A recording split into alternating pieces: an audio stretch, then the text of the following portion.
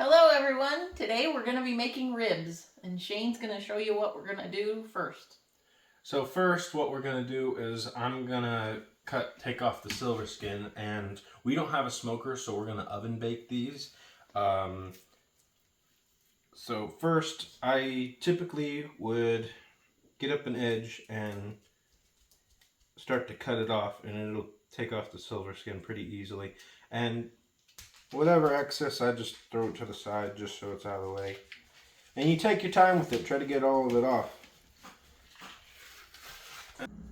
So I took off the silver skin on the back side of it. Now I'm going to cut it down the middle, about here.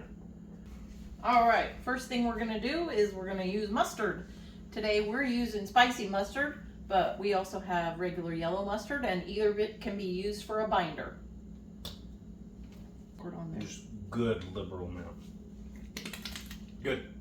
So we got the mustard on there, and I'm literally just going to rub it with my hands. You can always wash your hands off afterwards, but right now we're just trying to use as much mustard as we can as a binder, and we're going to get it in all the crevices and cracks as we can. And after I do this, Mother will come in with the seasonings. We have just a generalized mixture. I like using garlic, so we have garlic, and it has like, go ahead and read the label, Mom.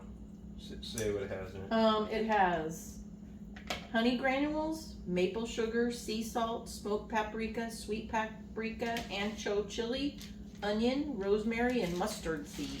And that's just the dry rub. That's just what we have for the dry rub. We'll come in with a barbecue sauce later. But right now we're just finishing this up, and this is very fragrant mustard right here. I didn't think it was going to be this fragrant, but it's pretty. It is very fragrant. Whew. Okay, Mama. I'm going to wash my hands, and you can put that on there while I wash my hands. Okay.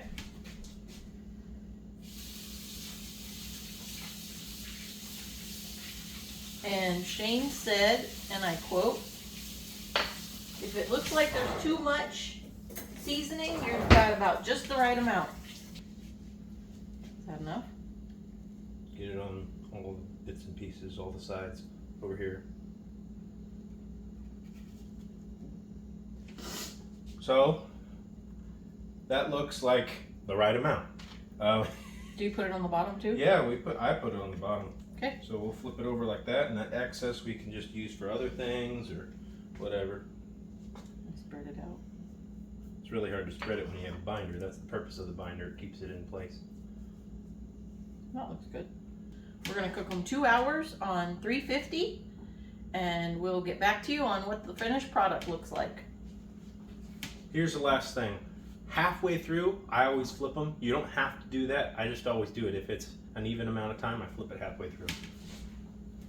So here we got good old-fashioned Sweet Baby Ray's barbecue sauce, and we're going to put them on these pork ribs. So squeeze a liberal amount. If it makes fart sounds, that's okay. Cooper. Then we'll brush it. And this is to caramelize the ribs, so that way they'll have a barbecue taste, but it'll be nice and caramelized. Caramelize is good. They look good already. Yeah. But trust me, barbecue sauce puts it up a level. So how long do they have to cook after you do this? Oh, I typically eyeball it, but it's like 5 to 10 minutes on broil. Okay. These are some beef short ribs, but we're doing our own thing with these. Don't worry about that. Okay, they're out of the oven. We cooked them for almost 2 hours. Barbecue sauce has gotten all caramely, and so now we need to let it rest for 10 to 15 minutes or you will burn your mouth. We'll come back and we'll give it a taste. All right, here we go. Shane's already cut one off for me, and we're going to give it a taste.